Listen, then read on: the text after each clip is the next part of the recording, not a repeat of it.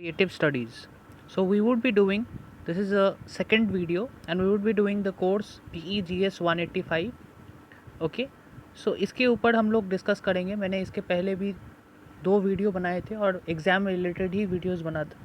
ये आपके कुछ एक इम्पॉर्टेंट क्वेश्चंस के ऊपर में मैंने ऑलरेडी डिस्कस किया था, तो आज मैं इसके आंसर्स के बारे में इन ब्रीफ डिस्कस करूँगा. और मैंने देखा था कि बहुत सारे लोग कमेंट किए थे कि ये क्वेश्चंस टेलीग्राम में अवेलेबल नहीं है, तो डू नॉट वरी कि आज के अंदर में ही मैं क्वेश्चंस को अवेलेबल करवा दूंगा.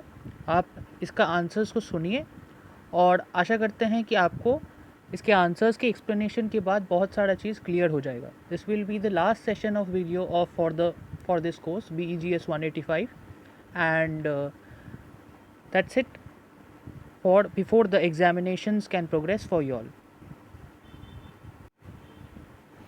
तो यहाँ पर आप देख सकते हैं कि फर्स्ट क्वेश्चन क्या है कि डेवलपमेंट लैंग्वेज डिसऑर्डर. ठीक है, तो इसके पहले भी मैंने ये क्वेश्चंस को डिस्कस किया था. आज मैं इसको एक्सप्लेन करूँगा और वो भी इन लेंथ. ठीक है, तो डेवलपमेंट लैंग्वेज डिसऑर्डर, अगर आप खुद ये टर्म से ही अगर आप देख पाइएगा तो ये लैंग्वेज डिसऑर्डर के बारे में बात करता है. अब क्या है ये चीज़?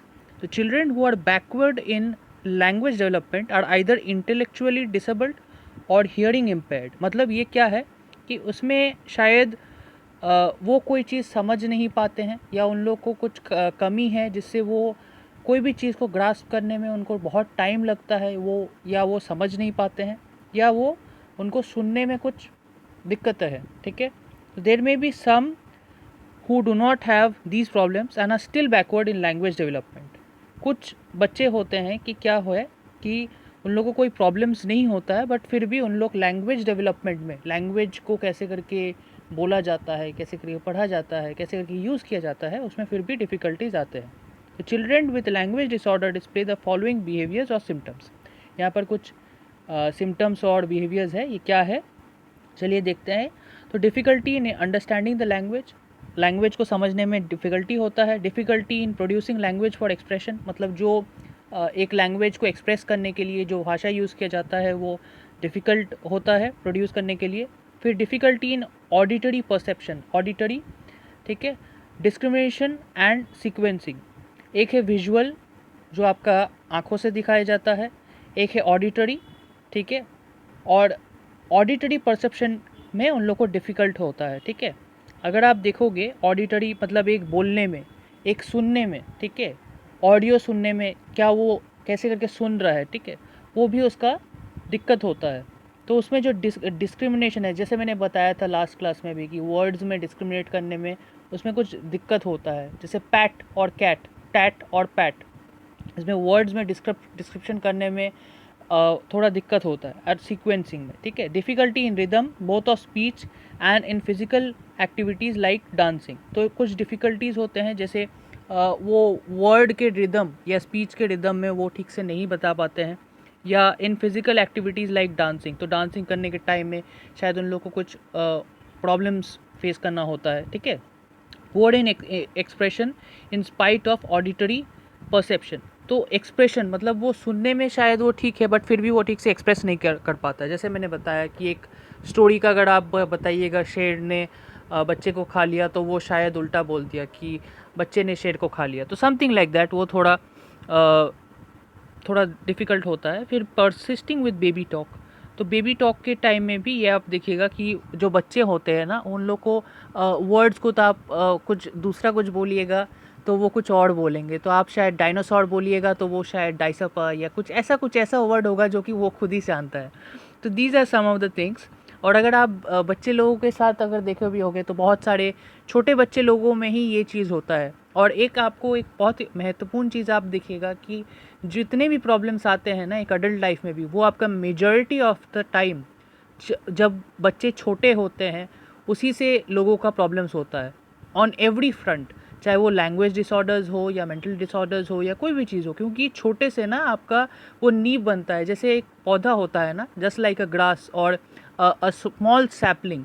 ठीक है, छोटा जो वो जब वो होता है एक प्लांट, तो आप देखिएगा वो एक बिल्डिंग ब्लॉक बनता है. तो छोटे में जो प्रॉब्लम्स होते हैं ना वो आगे चल के बहुत बड़ा एक लाइफ लास्टिंग चीज़ होता है. तो इसमें कैसे करके उसको ओवरकम करना है, ये सब चीज़ भी हम लोग देखते हैं, ठीक है।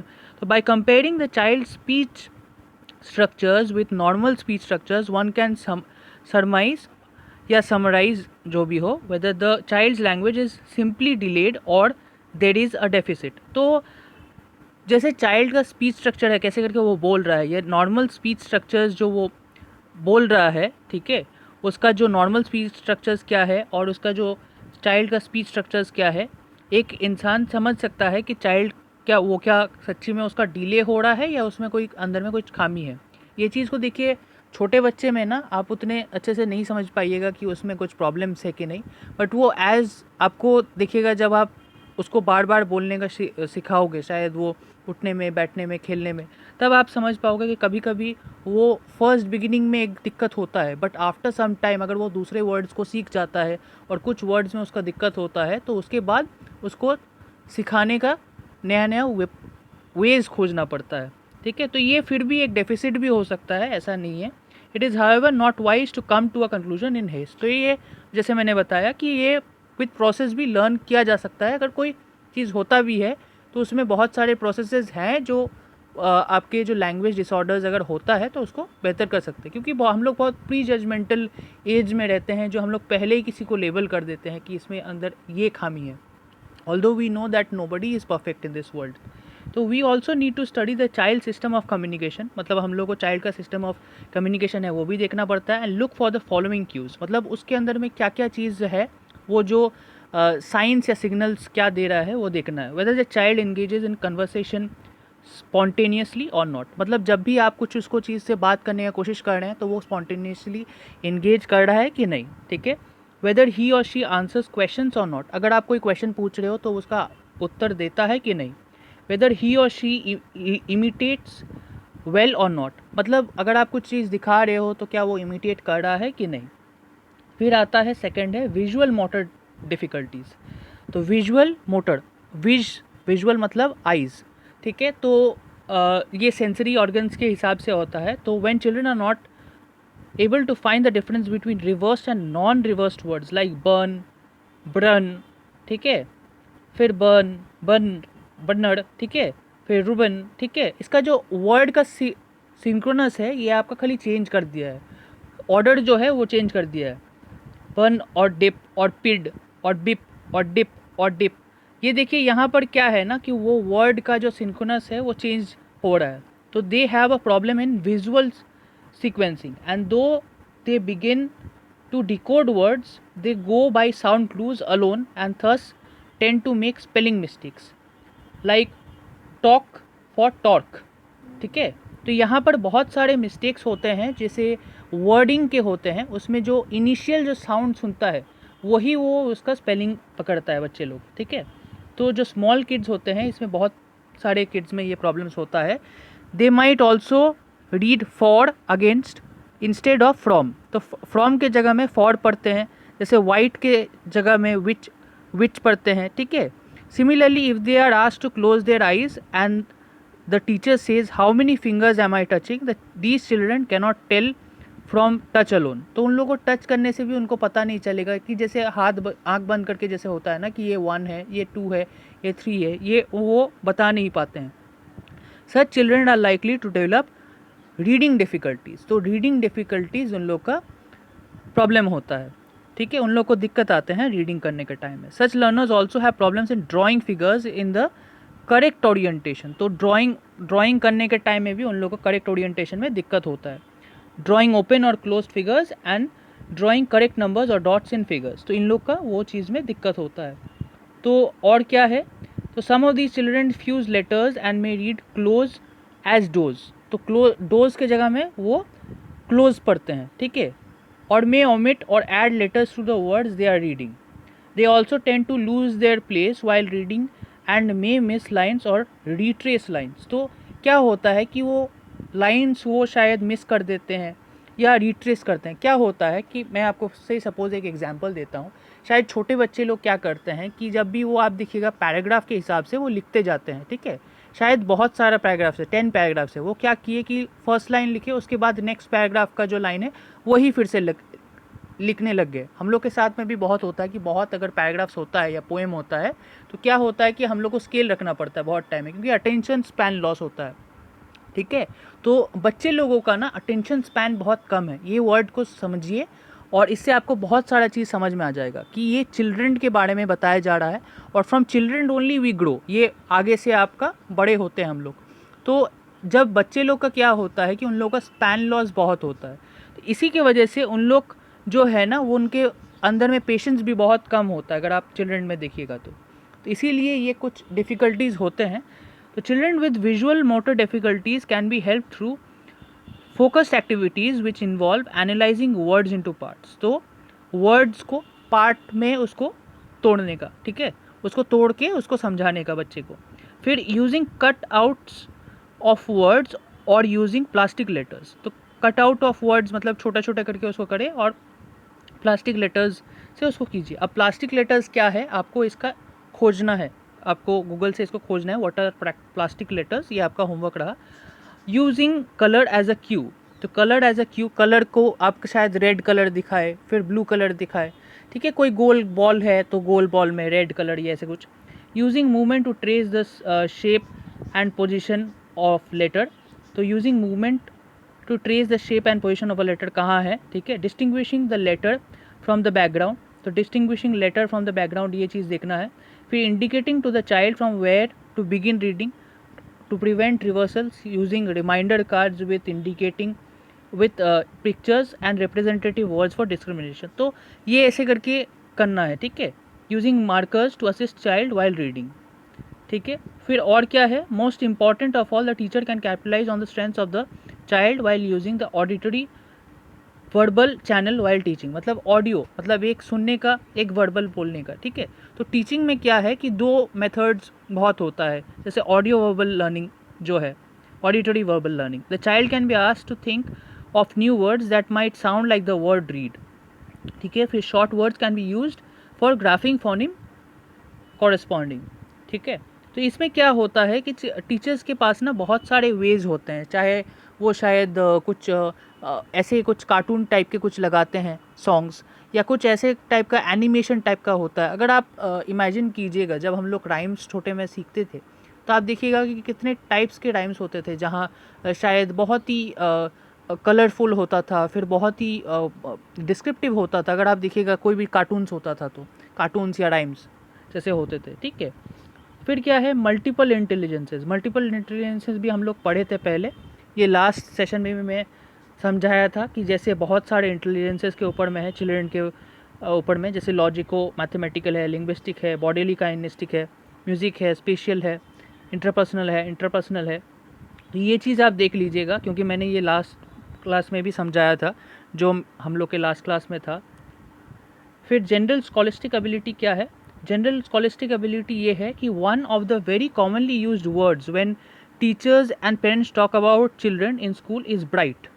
अब जनरल क्या है कि स्टूडेंट्स जो होते हैं ना, वो टीचर्स लोग बोलते हैं कि he is a bright student या she is a bright student. कैसे, मतलब वो पढ़ाई में बहुत अच्छा है, ठीक है। Parents sometimes compare one child with a brother और sister and describe one as bright and the other as less so. मतलब बहुत क्या होता है कि शायद सिबलिंग्स में दो भाई या बहन होते हैं तो उस टाइम में क्या होता है कि शायद the bigger brother is better than the smaller brother. तो वो बताते हैं कि नहीं, वो बड़े भाई बहुत अच्छा है, वो बहुत अच्छे तरीके से बात करता है, आप शायद अच्छे से बात नहीं करते हो या आप अच्छे से पढ़ाई नहीं करते हो। तो ये चीज़ ना कंपैरिजन आ जाता है, और ये सोसाइटी में भी है और ये आते चले जाता है, ठीक है। तो इसमें क्या होता है कि teachers also know who the bright ones in their classes are. The term is associated with the ability to understand and. इससे क्या होता है कि टीचर्स लोग समझ पाते हैं कि जो ब्राइट स्टूडेंट्स होते हैं उनको कम समझा के भी होता है, और कुछ स्टूडेंट्स ऐसे होते हैं जिनको थोड़ा और समझाना पड़ता है। बट ऐसा नहीं है कि ब्राइट स्टूडेंट जो नहीं है और ये अनब्राइट स्टूडेंट्स नहीं है, ये ऐसा चीज़ नहीं है। सबके अंडरस्टैंडिंग कैपेबिलिटी के ऊपर में होता है। जैसे मैंने ये लैंग्वेज के पेपर में, ये जो पेपर हम लोग पढ़ रहे हैं, यहाँ पर बहुत सारे टेक्निक्स है, डिफ़िकल्टीज़ हैं, बहुत सारे चीज़ों के बारे में हम लोग पढ़ रहे हैं। तो अगर आप देखिएगा तो इफ़ एनीबडी ट्राइज, और अगर किसी को वो बैकअप मिले या वैसे मोटिवेशन मिले या ऐसे करके कोई टीचर बोले, तो any student can do well. But उनको उतना गाइडेंस चाहिए। तो किसको कम गाइडेंस चाहिए और किसको ज़्यादा गाइडेंस चाहिए ताकि वो बेहतर करे, वो एक बहुत बड़ा चीज़ है। Remember what is taught in various subjects, learning quickly and doing well in test. ठीक है, तो यहाँ पर बहुत सारा चीज़ बताया गया है। द मेंटल क्वालिटी और ability that such test measure is also called scholastic aptitude. मतलब जो एग्जाम्स होते थे, इन शॉर्ट में एक चीज़ समझाता हूँ। जैसे आप लोग के स्कूल में एग्ज़ाम्स होते हैं या अभी भी एग्ज़ाम्स होते हैं, कुछ बच्चे को 80% मिलता है जो आपको जो टॉपर्स कहलाते हैं, कुछ 60% लाते हैं जो फर्स्ट डिवीज़न के होते हैं, और कुछ आपके 50% में होते हैं जो सेकेंड डिवीज़न के होते हैं। तो ये एक मार्किंग सिस्टम है, ये ग्रेडिंग सिस्टम है, ताकि आपका जो एजुकेशनल लेवल है या कोई भी चीज़ में आप करते हो तो उसमें आपका ग्रेड दिया जा पाए, ताकि आप अपने जो क्षमता है ना उसको समझ पाए। इन शॉर्ट मैंने बताया, ठीक है। तो यहाँ पर क्या है कि जैसे dialogues, dramatisation of theme, situations from stories and things, ठीक है। तो यहाँ पर कुछ एग्जाम्पल्स दिया गया है। This is related to lack of opportunity to learn, not to low capacity to learn. यहाँ पर ये चीज़ देखिए, अगर देखिएगा, students who have not learn what is needed as background for new learning will of course face difficulties. अब देखिए बहुत सारे स्टूडेंट्स क्या होता है कि ये जो स्कॉलिस्टिक एप्टीट्यूड है या हाई स्कॉलिस्टिक एप्टीट्यूड या लो स्कॉलिस्टिक एप्टीट्यूड, ये जो पढ़ाई का चीज़ है ये हम लोग खुद भी जानते हैं, इसीलिए आप ये खुद भी रिलेट कर पाइएगा कि ये डिपेंड करता है कि आप कितने अच्छे से एक चीज़ को समझते हैं, ठीक है, या कोई आपको समझा पाता है। अगर आपको गाइडेंस चाहिए तो you need some help from others, ठीक है। तो students who have not learn what is needed as background for new learning will of course face difficulties. जो न्यू लर्निंग होता है अगर वो नहीं सीखते हैं तो उसमें ज़रूर से उसमें डिफिकल्टीज फेस करते हैं। The earlier discussion about prior learning and readiness is relevant here. Students who have not learned what is needed as background for new learning will of course face difficulties. This is related to lack of opportunity to learn, not to low capacity to learn. जैसे मैंने बताया कि ये नहीं है, बहुत सारे questions में क्या होता है, ऐसा नहीं है कि किसी को इंटरेस्ट नहीं है पढ़ने का, बट क्या है कि जो लो कैपेसिटी टू लर्न है वो है। बहुत सारे होता है कि lack of opportunity to learn, वो उतना अपॉर्चुनिटी नहीं मिला है, ठीक है। तो लो कैपेसिटी टू लर्न नहीं है, अगर उसका कैपेसिटी होता है बट उसको खुद में समझ में नहीं आता है। जैसे होता है ना कि बहुत सारे बच्चे लोगों को ये नहीं पता है कि उसमें उसके अंदर में क्या खूबी है, what a person is good about. And जैसे मैंने बताया कि तारे ज़मीन पर जो मूवी था, अगर वहाँ पर भी देखिएगा तो everybody is good in something, but a person needs guidance, और उसको खुद में एक कोई ऐसा इंसान चाहिए जो उसका क्वालिटीज़ को दर्शाए, ठीक है।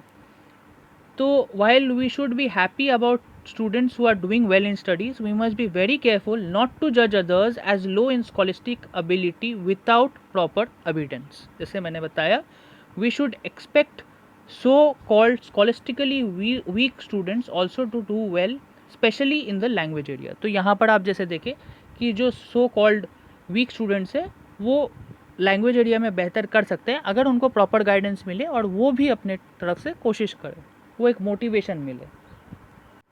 तो ये क्वेश्चन फिर से सेम है, अगर आप देखिएगा, learner independence and autonomy, just question को घुमा दिया गया है। जैसे ऑटोनोमस लर्नर जो होता है इंडिपेंडेंट लर्निंग में, यहाँ पर क्या है मैं इसका जिस्ट बता दूंगा, क्योंकि I want the video to be short not too long, क्योंकि मेन जो क्वेश्चन है वो शेयर कर दिए जाएंगे, ये PDF शेयर कर दिया जाएगा, बट मेन चीज़ है आप ये चीज़ को समझने की कोशिश कीजिए क्या है, क्योंकि कुछ कुछ चीज़ बहुत ही थोड़ा डिफ़िकल्ट है या आपको थोड़ा से पढ़ना पड़ेगा वो चीज़ को, ठीक है।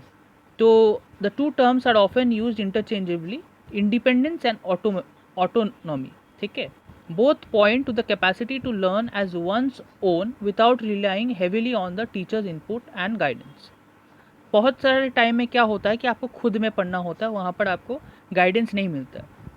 Such a capacity is seen as an asset in the broad setting of a learner centred education. अगर आप देखिएगा बहुत सारे टाइम में अभी भी हम लोग इंडिपेंडेंट लर्निंग कर रहे हैं, बहुत सारे बच्चे लोग कर रहे हैं, तो ये एक ऑटोनोमस या सेल्फ लर्निंग में भी है, एक इंडिपेंडेंस और एक ऑटोनॉमी। तो ये इंटर रिलेटेबल है। It is specially desirable for students of a second or foreign language who do not normally use this language for social communication outside class. तो outside class से बाहर social communication में वो कुछ words, कुछ languages वो use नहीं करता है, ठीक है। तो यहाँ पर कुछ एग्जाम्पल्स दिया है। फिर यहाँ पर क्या बताया है, another prospective on learner independence has come from the distance and open learning sectors. जैसे हम लोग का है ओपन लर्निंग सेक्टर्स है, जहाँ पर स्टूडेंट्स मटेरियल से ही खुद ही उसको समझते हैं, खुद ही उसको पढ़ के उसको इंटरप्रेट करते हैं। For courses in this mode there are no time tabled teaching sessions. तो यहाँ पर कोई वीकली टीचिंग सेशन नहीं है, वीकली बेसिस में पढ़ाई नहीं है, बट हम लोग बड़े हैं, हम लोग अभी खुद में कुछ चीज़ को समझ सकते हैं। बट ये क्या है कि फिर भी बहुत सारे जगह में डाउट्स होते हैं, तो यहाँ का चीज़ में भी अगर आपको डाउट्स होता है तो आप खोजते रहिएगा ताकि वो चीज़ को आपको मिल सके। Your will is the main thing that is important and the first thing as well.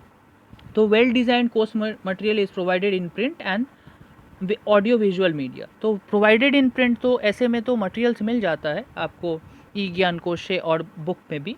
तो एक ऑलरेडी एक चीज़ है, इसके बारे में बताया गया है। This is not to say that classroom has no importance any more, but rather that classroom based instruction has to be complemented as well as supplemented. Here again the again the learners initiative is called upon. देखिए main चीज़ ये है कि as हम लोग बड़े होते हैं तो we are suppose to think that we are independent and we can do well. जैसे इंडिपेंडेंट और ऑटोनॉमस के बारे में बताया गया, ऑटोनॉमी के बारे में, इंडिपेंडेंस एंड ऑटोनॉमी के ऊपर में। ये इंडिपेंडेंस वर्ड, मैं ये चीज़ को क्लैरिफाई कर दूँ, इंडिपेंडेंस वर्ड कब होता है, जब थोड़ा एक जो इंसान है वो बड़ा होता है, ठीक है। वो वर्ड मतलब एक एज आता है टीनेजर के बाद कि आप खुद के पढ़ाई खुद कर सकते हैं। Teachers are also suppose to say like that. और ऑटोनॉमस का भी ये होता है कि वो खुद से कुछ चीज़ कर सकता है। तो आपको ये दो वर्ड्स को समझना पड़ेगा, तो ताकि आप समझ पाओ कि ये क्या है। तो फिर अगर आप देखोगे कि क्लासरूम का जो है वो इम्पोर्टेंस नहीं है, ऐसा नहीं है, but rather classroom based instruction has to be complemented as well as supplemented. मतलब इसका भी ज़रूरत होता है, जैसे मैंने बताया सब स्टूडेंट्स एक नहीं है, कभी कभी गाइडेंस ज़रूरत होता है, और सब कोर्सेज भी एक नहीं है, तो कभी कभी आपको वो गाइडेंस लगता है। बट दैट डजेंट मीन कि आप हमेशा ही क्लासेस पे डिपेंडेंट रहे। एक चीज़ याद रखिएगा कि हम लोग सब बड़े हो रहे हैं, और जब हम लोग को कोई डाउट होता है ना, तो आप एक चीज़ सोचिएगा इस तरह से कि आपको जो नहीं मिला है वो आप दूसरे को कैसे प्रोवाइड करोगे। मैं भी ऐसे ही सोचता हूँ, और इसीलिए आज क्लास आप लोग को दे रहा हूँ। तो अगर मेरे लाइफ में कुछ प्रॉब्लम्स होते थे तो मैंने हमेशा कोशिश किया है कि मैं उस चीज़ का सल्यूशन ढूंढूं। हमेशा सब चीज़ आपको राइट ऑन टेबल आपको फूड के हिसाब से नहीं बना दिया जाएगा। आपको कुछ कुछ चीज़ खुद में खोजना पड़ेगा, खुद का अपना अहमियत होगा, क्योंकि हर एक इंसान के लिए जो यहाँ पर पढ़ता है वो ज़रूर से ज़रूर उसका कोई रीज़न होगा, इसीलिए वो पढ़ाई कर रहा है। तो next is section B, that is answer the following questions in 150 words each. तो discuss the speech and language difficulties in children. तो फिर से वही सेम चीज़ है जैसे ऑडियो विजुअल हम लोग पढ़े थे, ठीक है। तो a great variety of language and speech difficulties awkward among primary school children. Primary school children का ये दिक्कत होता है, ठीक है। जैसे यहाँ पर क्या है, classification of speech and language problem, क्या क्या उन लोगों को डिफ़िकल्टीज़ होता है। जैसे रिसेप्टिव डिफ़िकल्टी, वो सुनने में उन लोग को दिक्कत होता है, जैसे डेफ और पार्शियल हियरिंग, ठीक है। यहाँ पर कुछ चीज़ दिया गया है कुछ इसके बारे में, जैसे डिसफ्रैक्सिया और एग्नोसिया। मैंने लास्ट क्लास में भी एक चीज़ बताया था, ये वर्ड को देखिएगा, डिसलेक्सिया के बारे में मैंने कमेंट किया था, ठीक है। तो ये सब वर्ड्स आप देखिएगा कि क्या है, ये बहुत इंपॉर्टेंट है, स्पेशली ये वर्ड्स बहुत इंपॉर्टेंट है। अफेशिया मतलब unable to understand and express. Agnosia क्या है ये आप देखिएगा। डिसफ्रैक्सिया क्या है ये भी आपको सर्च करना है, ये आप लोग के लिए होमवर्क है। फिर है डिसआर्थ्रिया that is speech problem, language production, lack or fluency, deficit in voice and articulation need to be addressed by a language pathologist। अब यहाँ पर देखिए, जैसे मैं बोल रहा था रिसेप्टिव डिफ़िकल्टी क्या है, ये आपका मेन कंपोनेंट्स है, ये आपको देखना है। जैसे डेफ और पार्शियल हियरिंग में जो दिक्कत होता है सुनने में, या हाफ कोई अगर सुनता है तो अगर आप उसको बैट बोलिएगा तो वो शायद पैट सुनेगा, ठीक है, वो बच्चा। या ऑडिटरी डिस्क्रिमिनेशन, वो शायद डिस्क्रिमिनेटिंग बिटवीन साउंड्स, वो साउंड में उन लोग को दिक्कत होता है, ठीक है, वो वर्ड को समझ नहीं पाता है। फिर लैंग्वेज डिफ़िकल्टीज़ क्या है, डेवलपमेंटल लैंग्वेज डिसऑर्डर्स, जैसे कोई लैंग्वेज डेवलपमेंट करने में दिक्कत होता है। फिर स्पीच प्रॉब्लम, जैसे वॉइस में उसका कुछ शायद बहुत हल्का है, ठीक है, या उसका बहुत ज़्यादा ही लाउड है, ठीक है। फ्लुएंसी, वो शायद स्लटर कर रहा है या स्टैमर कर रहा है, ठीक है, तो उसका बहुत सारा रेट मतलब वे ऑफ स्पीकिंग है, ठीक है। आर्टिकुलेशन में, उसका आर्टिकुलेशन में कैसे करके वो आर्टिकुलेट कर रहा है। Unable to articulate certain sounds can be caused by physical factors, तो फिजिकल फैक्टर्स से वो हो सकता है। फिर है discuss the under privilege learners and the history of education. Under privilege या अनरीच लर्नर, इसके बारे में क्वेश्चंस आएंगे, और ये सब क्वेश्चंस जो मैं डिस्कस कर रहा हूँ ये बहुत इंपॉर्टेंट है आपके एग्जाम्स के लिए। तो मैं बार बार बोल रहा हूँ कि कितना ज़्यादा कॉमन आएगा मेरे को नहीं पता, बट ये बहुत बहुत ज़्यादा इंपॉर्टेंट है, इतना मैं श्योर शॉट बोल सकता हूँ, ठीक है। तो आप बुक से भी एक बार देख लीजिएगा, बट फिर भी मैं जो इम्पॉर्टेंट कुछ क्वेश्चन थे मैंने उसके बारे में मैं डिस्कस कर रहा हूँ, और ये कॉन्सेप्ट जो बुक का है उसके बारे में मैं ओवरव्यू दे रहा हूँ। तो under privilege learners and the history of education क्या है। तो अंडर प्रिविलेज लर्नर्स होते हैं डिसएडवांटेज सेक्शन, जो बोल रहे थे कि जो इकोनॉमिकली, सोशली, जियोग्राफिकली बैकवर्ड है, उन लोग को उतना फैसिलिटीज़ नहीं मिलता है। जैसे मैंने लास्ट क्लास भी मैं बोला था कि there are in unfavourable position compare to other sections of society since they do not have access to proper nutrition, proper health care, good education facilities and skill development. आपको book में भी देखना है यहाँ पर अंडर प्रिविलेज लर्नर्स का कुछ examples है कि नहीं, ठीक है। This may be due to poverty, cultural disadvantage because they are ethnic minority, ठीक है, उन लोगों के पास पैसा नहीं है, ठीक है। They are slightly deprived, they have been referred to be as deprived, psychosocially deprived, मतलब उन लोग को उतना कोई भी चीज़ के लिए उतना रिसोर्सेज नहीं मिलता है। कल्चरली डिप्राइव्ड, उन लोग को उतना कल्चरली उन लोग को कोई चीज़ में नहीं मतलब मिल रहा है, फैसिलिटीज़ नहीं मिल रहा है। फिर लोकेशनली डिप्राइव्ड, अच्छे जगह पे नहीं रहते हैं। सोशियो इकोनॉमिकली डिप्राइव्ड, ठीक है, due to a variety of reasons they do not have the experiences to gain knowledge. Have a stunted communication system, मतलब उसका जो कम्युनिकेशन सिस्टम है वो कभी कभी उतना अच्छा नहीं होता है। As they have not been expose to fluent adult language users, ठीक है। आपका जो लैंग्वेज है वो आपको जो एक रिफाइंड चीज़ नहीं होता है।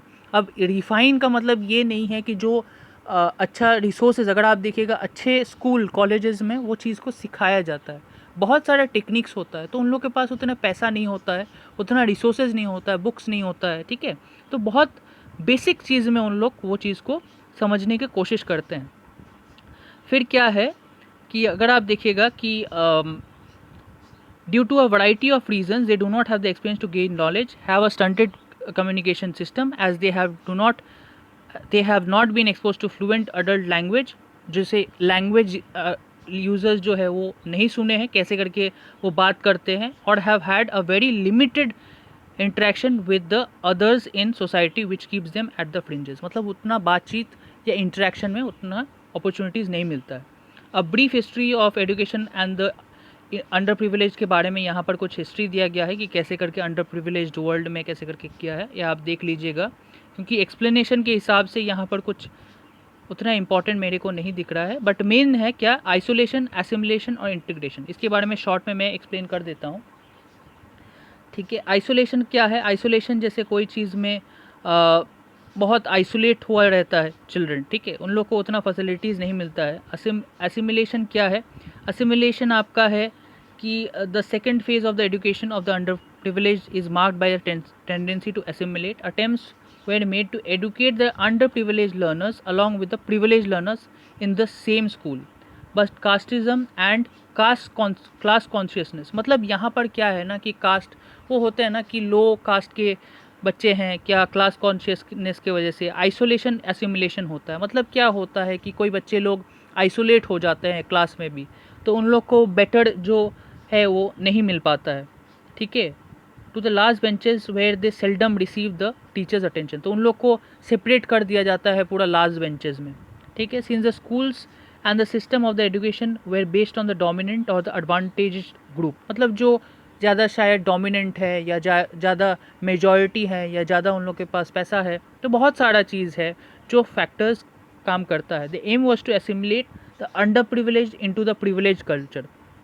तो जो अंडर प्रिविलेज्ड है वो प्रिविलेज कल्चर में हेल्प करने के लिए किया गया था, बट बहुत टाइम में उसका उल्टा हो जाता है, वो सेग्रीगेट हो जाते हैं और वो रह के भी नहीं रह पाते हैं। ठीक है, तो ऐसा बात नहीं है कि लोग अच्छे स्कूल जाने से ही सीख पाते हैं, बहुत सारा अदर फैक्टर्स भी होता है। जैसे मैंने बताया कि एक पर्सन को सीखने के लिए ना उसके बहुत सारे इमोशंस है, उसके कुछ बैकग्राउंड कल्चर्स है, उसकी कुछ सराउंडिंग्स है, उसके उसके कुछ इंट्रैक्शन एबिलिटी ज़रूरत है। ठीक है, इसीलिए साइकोलॉजी सब्जेक्ट यूज़ होता है, जहाँ पर understanding of others, of how they can learn properly, how they can interact properly, इसके बारे में बताया जाता है।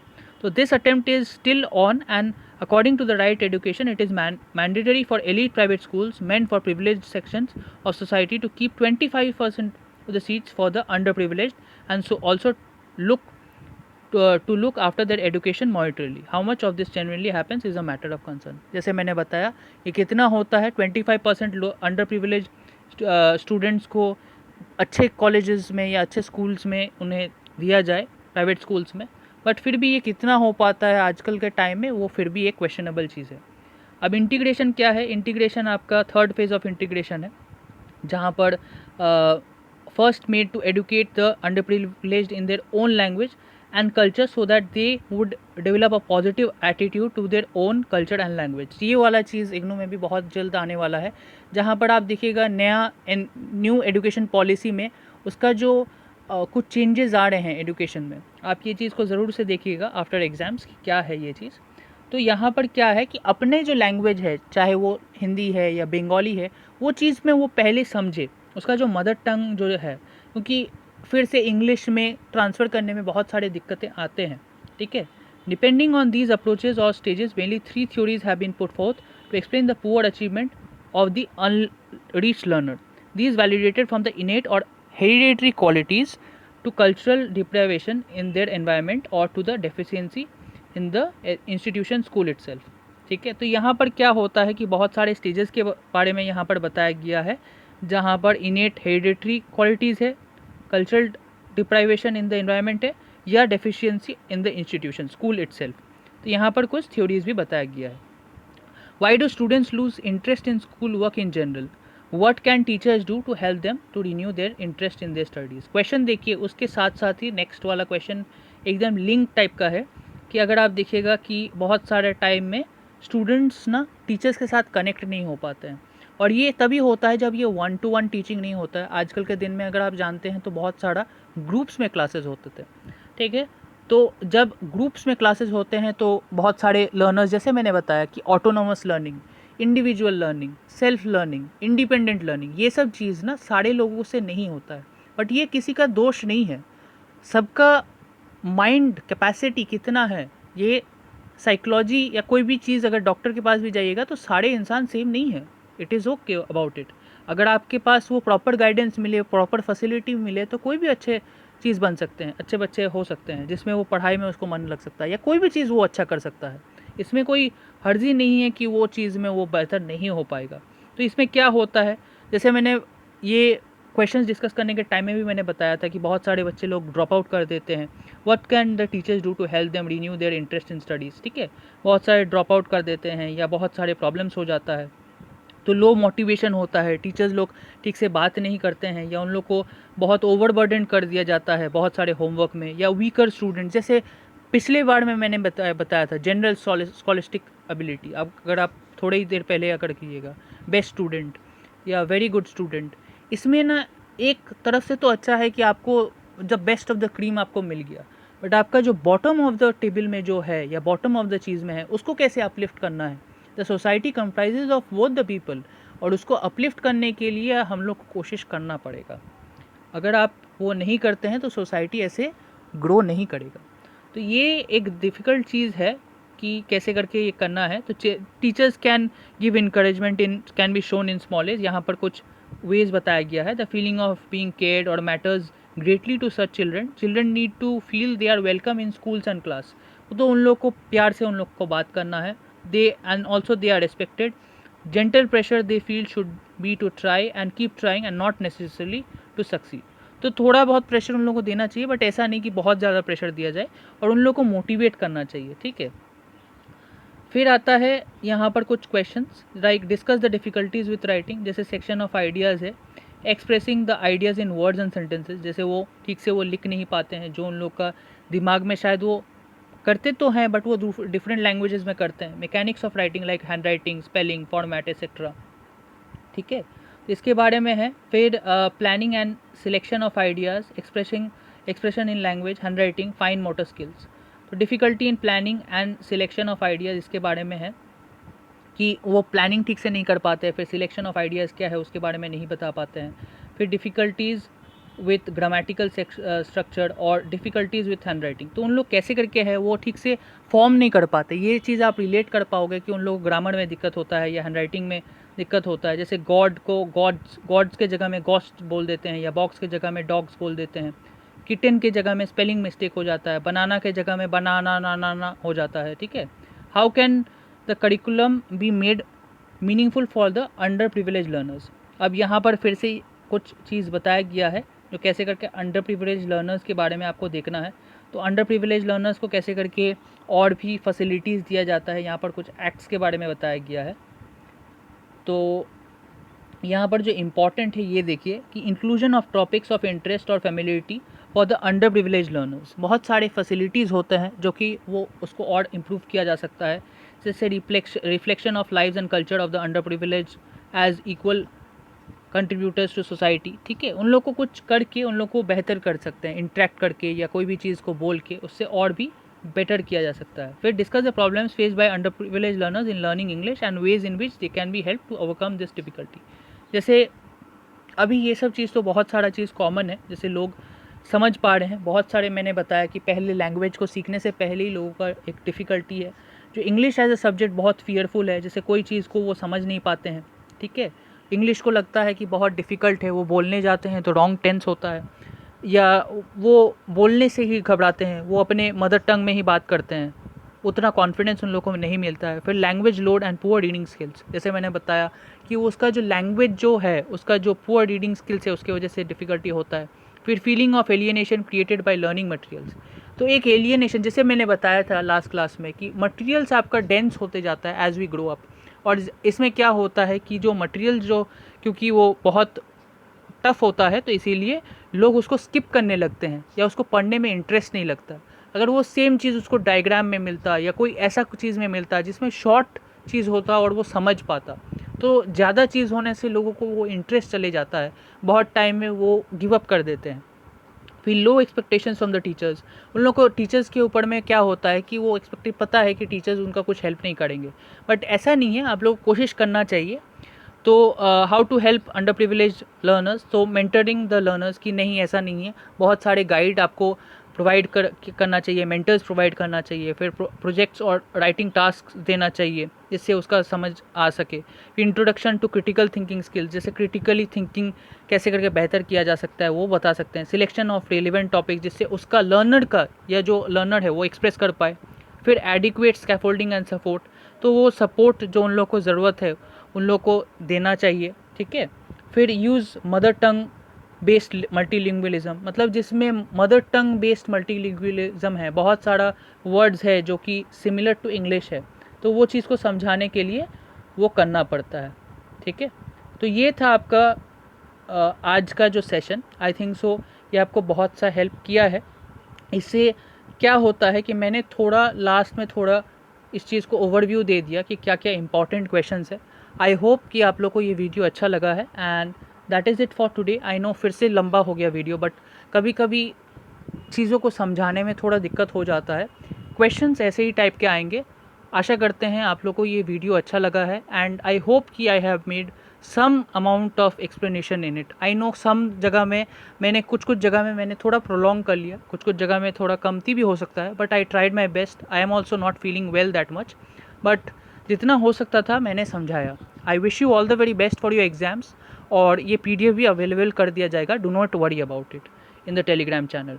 Thank you so much, and all the very best for your exam.